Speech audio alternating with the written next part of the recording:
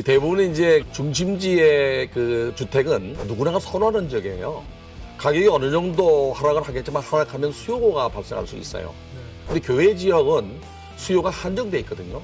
특히 이제 다주택자 같은 경우는 중심지 주택보다는 외곽지 주택을 먼저 매도합니다. 그래서 마지막까지 가격이 그래도 덜 빠지는 지역이 중심지가 아니겠나. 네, 서울 외곽, 그다음에 경기도 인천 지역의 지금 집값 하락세가 상대적으로 가파릅니다. 자, 그런데 한편으로는 이게 이제 집값 하락세가 이제 계속 되다 보면 결국은 버블의 핵심 지역이었던 뭐 강남이라든지 마용성 지역도 저는 예외가 아닐 것이다. 일단은 이제 그러면 두 분께 먼저 약간의 이제 대립구도가 좀 있는 그런 질문을 먼저 좀 드리면서 이어가도록 할 텐데요. 권대중 교수님과 선대인 소장께 공통 질문 하나 드려보겠습니다. 이게 지역 편차 아까 얘기를 권대중 교수님 하셨잖아요. 그래서 지역별 편차가 나타날 것이냐, 하락에 있어서도. 그래서 서울 주요 지역 같은 것이 빠질 것이다. 더 많이 빠질 것이다.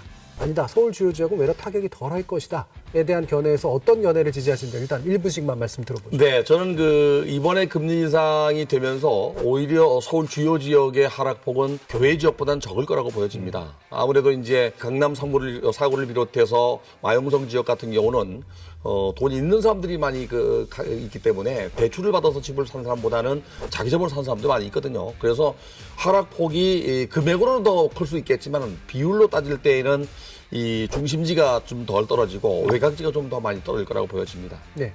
저는 살짝 다른데요. 저는 뭐 버블 핵심 지역도 상당히 가파르게 빠질 거라고 생각하고요. 네. 우리가 이제 지난 수도권 주택 시장 하락기를 살펴보면 2008년부터 2013년까지 서울 강남 지역 그리고 버블 세븐이라고 했던 뭐 분당이라든지 뭐 여러 지역들이 사실 집값이 제일 많이 빠진 지역 중에 하나였습니다. 특히 서울의 이제 뭐 대표적인 재건축 아파트, 음마 아파트라든지 뭐 그 당시를 이끌었던 그런 아파트들이 보면 고점 대비해서 2013년 정도의 바닥권에 가면 거의 한 40% 정도 빠진 걸 경험했습니다. 사실은 전국적으로 그 정도면은 굉장히 많이 빠진 폭에 속하거든요. 근데 이번 하락기는 약간 좀 다른 특성은 있습니다. 뭐냐면 버블의 핵심 지역 또는 부동산에서 노른자위 지역이라고 하는 이 지역들이 저는 하락폭이 클 거라고는 생각하지만 조금 늦게 하락 대열에 들어갈 가능성이 높다. 빠질 대부분 이제 중심지의 주택은 누구나가 선호하는 지역이에요. 가격이 어느 정도 하락을 하겠지만 하락하면 수요가 발생할 수 있어요. 근데 교외 지역은 수요가 한정돼 있거든요.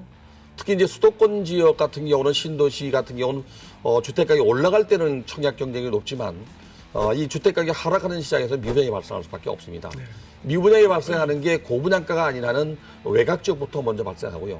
특히 이제 다주택자 같은 경우는 중심지 주택보다는 외곽지 주택을 먼저 매도합니다.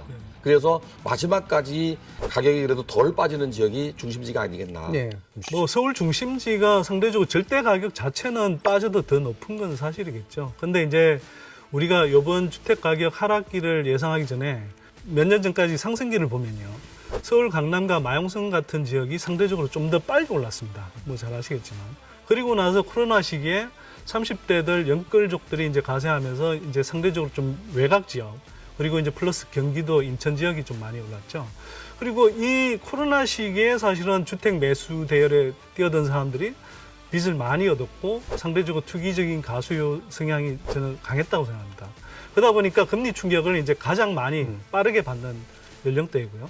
그 매수 계층이 이제 집중돼 있던 서울 외곽, 그다음에 경기도 인천 지역의 지금 집값 하락세가 상대적으로 가파릅니다. 자, 그런데 한편으로는 이게 이제 집값 하락세가 이제 계속 되다 보면 결국은 버블의 핵심 지역이었던 뭐 강남이라든지 마용성 지역도 저는 예외가 아닐 것이다.